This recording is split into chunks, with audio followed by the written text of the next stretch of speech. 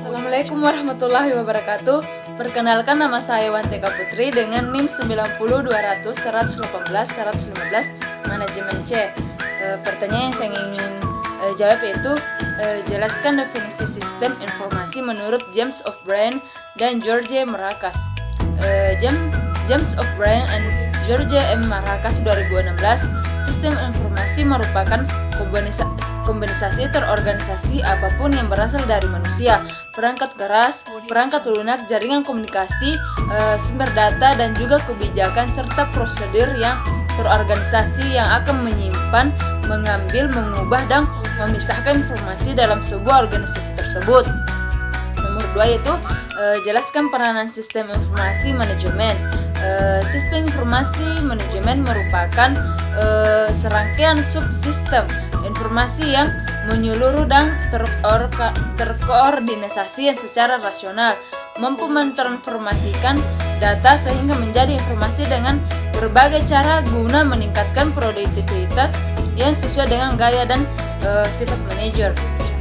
Nomor 3 yaitu sebutkan dan jelaskan siapa saja pengguna sistem informasi manajemen.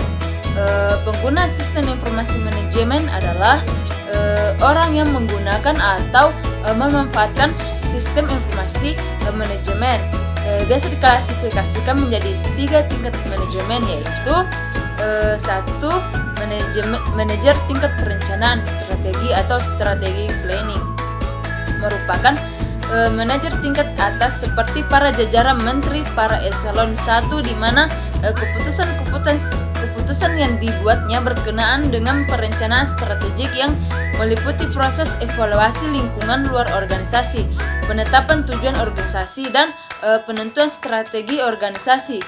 Kedua yaitu manajer tingkat pengendalian manajemen atau manajemen control, yang dikenal juga dengan istilah manajer tingkat menengah, mempunyai tanggung jawab untuk menjabarkan rencana strategik yang sudah ditetapkan ke dalam pelaksanaannya dan meyakinkan bahwa tujuan organisasi akan tercapai. Termasuk dalam kelompok ini misalnya adalah pejabat eselon 2, kepala kantor wilayah, kepala dinas, dan eselon 3, kepala bagian atau bidang.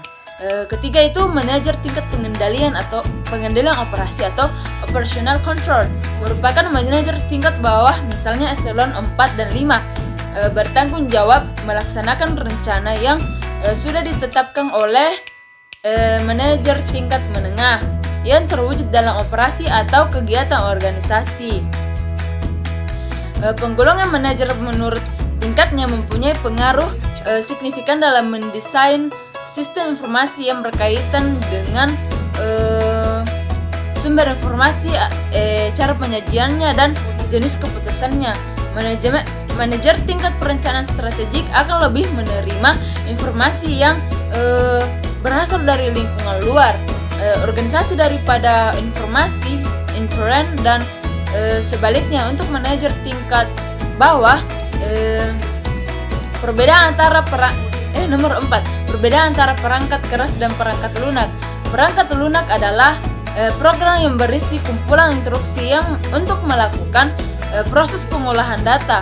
Software sebagai penghubung antara manusia sebagai pengguna dengan perangkat keras komputer, berfungsi menerjemahkan bahasa manusia ke dalam bahasa mesin sehingga perangkat keras komputer memahami keinginan pengguna dan menjalankan instruksi yang diberikan dan selanjutnya memberikan hasil yang diinginkan oleh manusia tersebut. Sedangkan pengertian dari hardware atau dalam bahasa Indonesianya disebut juga dengan nama perangkat keras adalah salah satu komponen dari sebuah komputer yang sifat alatnya bisa dilihat dan diraba oleh manusia secara langsung atau yang berbentuk nyata yang berfungsi untuk mendukung proses komputerisasi. Nomor 5, sebutkan contoh-contoh software yang digunakan pada kegiatan 1. Web server software, business. Contoh software yang digunakan pada kegiatan web server software: 1. Apache, 2. Nets, 3 IaaS, 4 Let's Spread Web Server.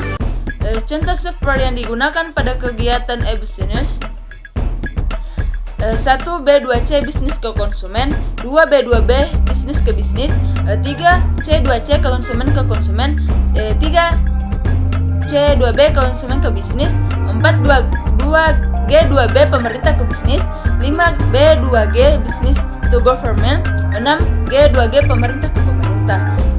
Sekian dari saya, kurang lebihnya mohon dimaafkan. Wassalamualaikum warahmatullahi wabarakatuh.